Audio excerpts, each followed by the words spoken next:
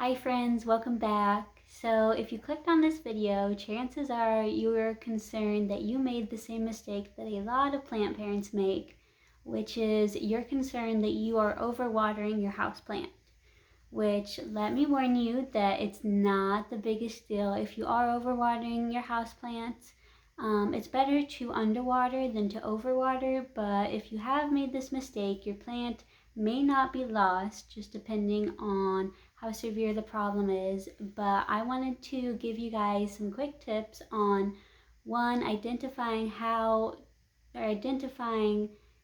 that on how to identify if you are overwatering your houseplant, and then what to do if you are to try and save your houseplant.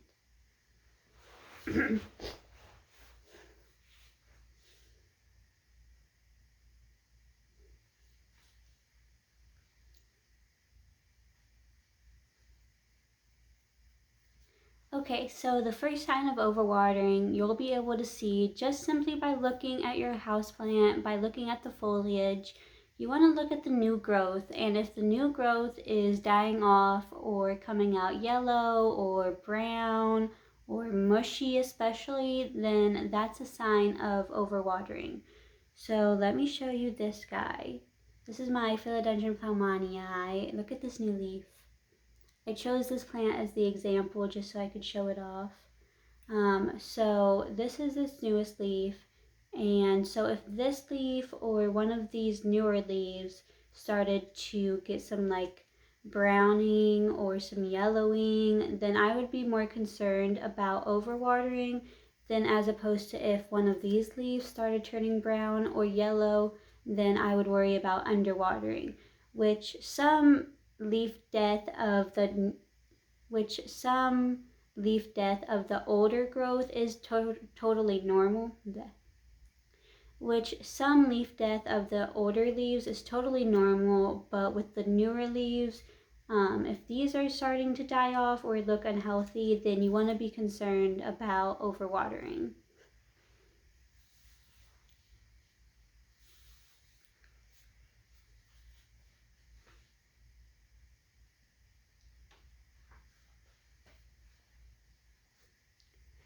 Another thing you can check for is go to the base of the stem of the plant and just kind of squeeze it a little bit.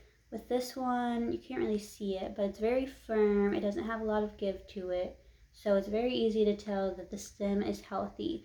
But if it were like squishy or mushy, then that would again be a sign that it's starting to rot, which means that you're overwatering.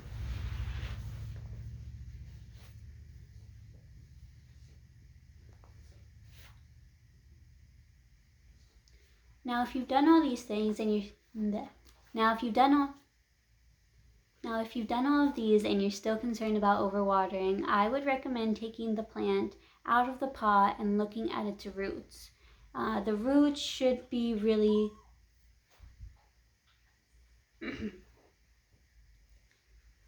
the roots should be either a white or maybe even a yellow color. They shouldn't be brown or black.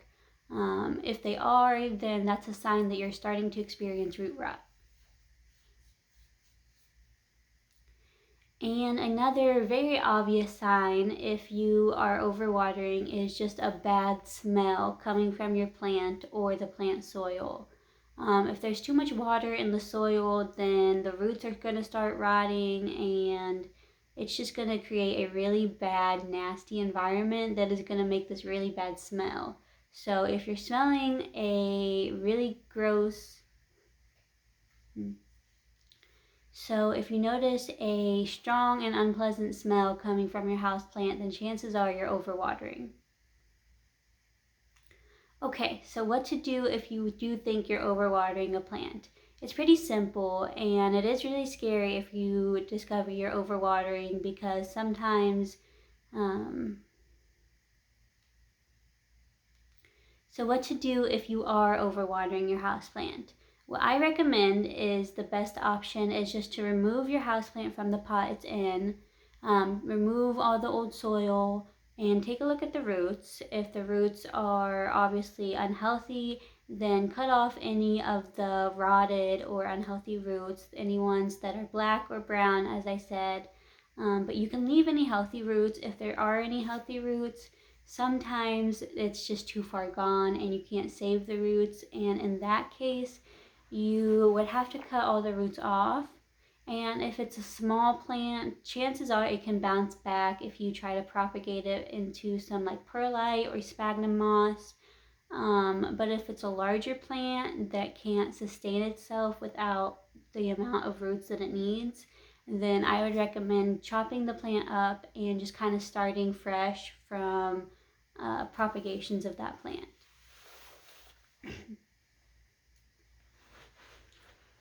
Another good way to prevent overwatering is by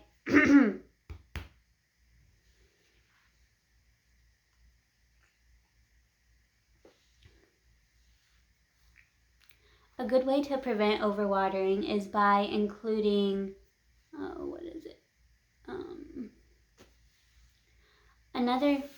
a good way of preventing root rot is by having a really well draining soil mix. So lots of perlite, lots of pumice, orchid bark. You don't just want a potting mix that is just coco coir or anything like that, because that's just going to retain a lot of moisture. Another really good thing that helps prevent root rot Another thing that helps prevent root rot is activated charcoal. I'm not exactly sure about the science behind it, but it helps to remove any like impurities and like bacteria in the bacteria in the soil that contributes to root rot. So if you're noticing a consistent issue with that, I would recommend starting to include activated charcoal in your potting mix. Another thing you can do if you're unsure if your plant does need water or not and you're worried you're going to overwater it is to just use a moisture meter. I have one and I use it on some of my more bigger plants. And it just gives you a good indication of how much soil or how much water is really in the soil. I wouldn't recommend watering most houseplants above a 4 or a 5. Now there are plants like ferns or plants like that do need a lot of water, and that might be a little different, but especially with like cactus and succulents, don't water them until they're at like a 0, until they're completely dry, and even then you can let them go for a little bit longer. Alright guys, I really hope you enjoyed these tips.